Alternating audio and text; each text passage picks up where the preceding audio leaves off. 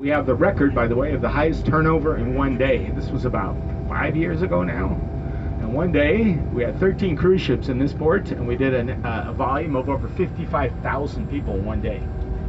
I worked that day, folks. There were traffic jams to get in and out of the port that day. It was unbelievable. I've never seen anything like that. All right, so we just passed the bridge. So now we're on Fort Lauderdale Beach. Notice it's completely different air here.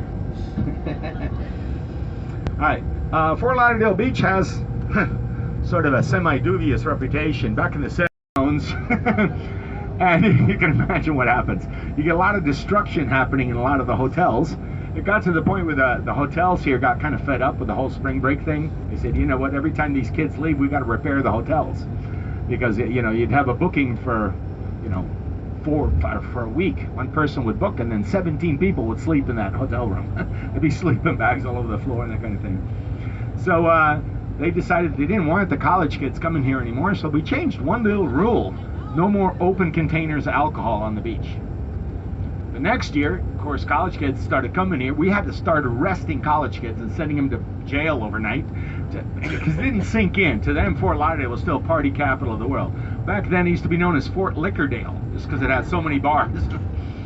And we started arresting kids, and finally it sunk in, so they decided to move. So Fort Lauderdale stopped being the destination for college kids, and they moved further north to Daytona Beach. Y'all familiar with Daytona? So they have that famous racetrack where they do the Daytona 500 every year. Well, Daytona Beach became a destination for the college kids. They started going up there. Even they know that we have lots and lots of yachts here. This is A1A. Look, and this is the famous Fort Lauderdale Beach. The thing that differentiates this from most beaches here in Florida is if you ever go to Miami Beach, you'll drive up Collins Avenue and you'll notice that you don't even see the ocean. It's all blocked with hotels. Okay, this in Fort Lauderdale, we decided, nope, we want to be able to see the ocean from A1A, so you can actually drive up the road and see the beach, and makes for really interesting accidents here. When guys are checking out the bikinis, you know, it's like, oops, boom, you hit the car in front of you, that kind of thing. But no, they did put a ton of money into this. See this beautiful sidewalk on the right, and you see that white little wall thing separating the sand from the sidewalk. They actually put a groove underneath. Oh, he gave us the one finger salute. The little groove you see under the lip of the white thing, that has a purple neon tube in it with LED lighting. So at night, the whole sidewalk is illuminated in purple, and it looks absolutely awesome.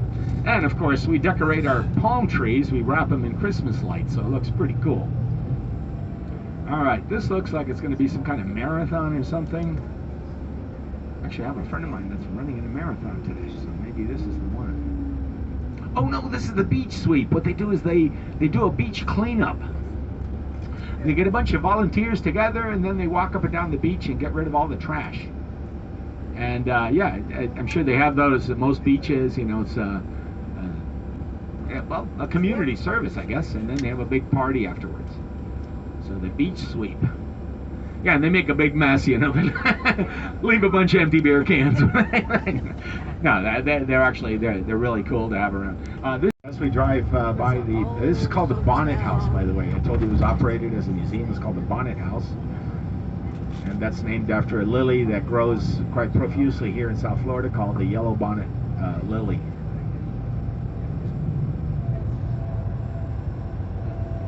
You see a little break coming up here between the sea grapes and trees and whatnot, where you can actually see part of the house in the property. See, there's the Bonnet House Museum and Gardens, what it looks like inside.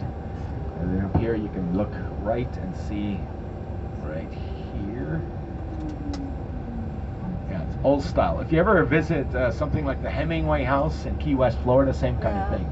The terraces built out, and you know, and you can go up to the second floor and hang out on the balcony kind of thing. Actually, that was very ecologically friendly building at the time. Today would be a super ecologically friendly building. Of course, they've outfitted the whole museum now with air conditioning, but originally it didn't have any of that. And it's in the National Register of Historic.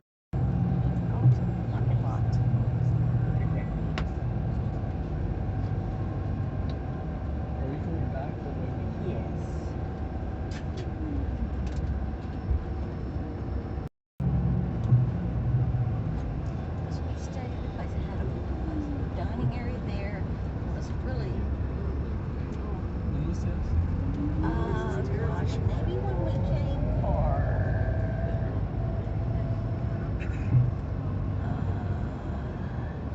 I came down and did that cruise, that first Princess cruise. It may have been then.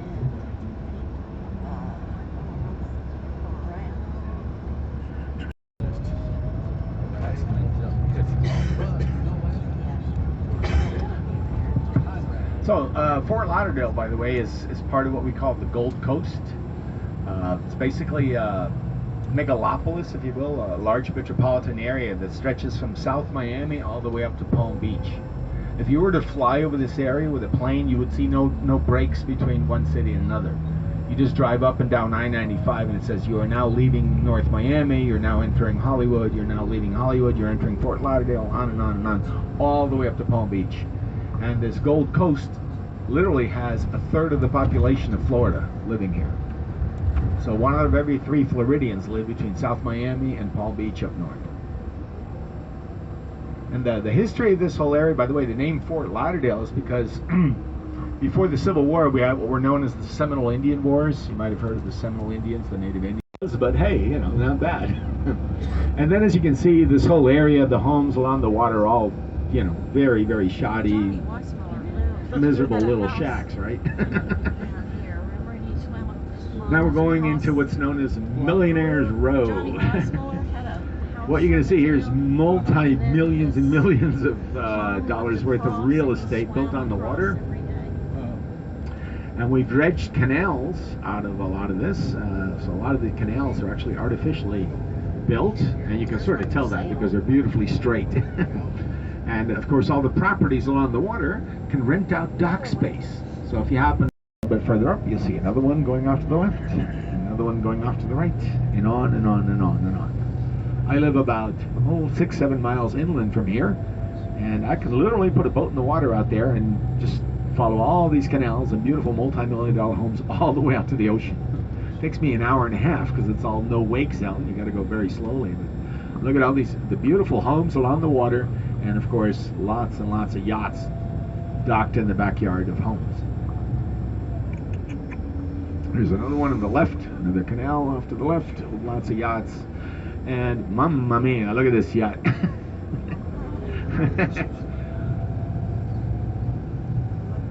And another canal going off to the right. Some of them have a lot more sailboats. You'll see the ones with the sailboats because you see hundreds of sailing yachts. The masts look like a bunch of matchsticks sticking up along the canals. Even some houseboats. There's a nice houseboat, a couple of them nice here on the right. Dolce Vita and Amore. Oh, obviously Italian. There you go. This one's got a lot more sailing yachts. See all the masts. On the left side of the canal. There's another one on the left. Another canal. Some nice catamarans, sailing catamarans. And a lot of these are for sale. When you look through a magazine for boats for sale, they say it's docked in Fort Lauderdale. You got to come out here and check out the yachts that are for sale. There's another one off to the left, and another one off to the right. With lots of masts.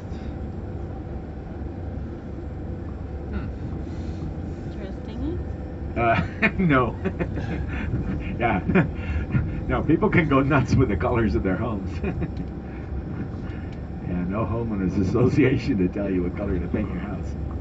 All right, there's another canal going up to the... Actually, when you come out here from way inland, you literally have... Thank God for GPS, because you can get lost out here. You go down the wrong canal and you go, where the heck am I, And more canals off to the left. When you have over 300 miles of canals, that's a lot of canals.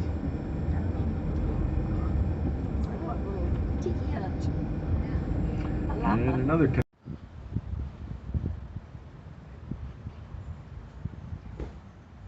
Oh, there's a lizard, an iguana.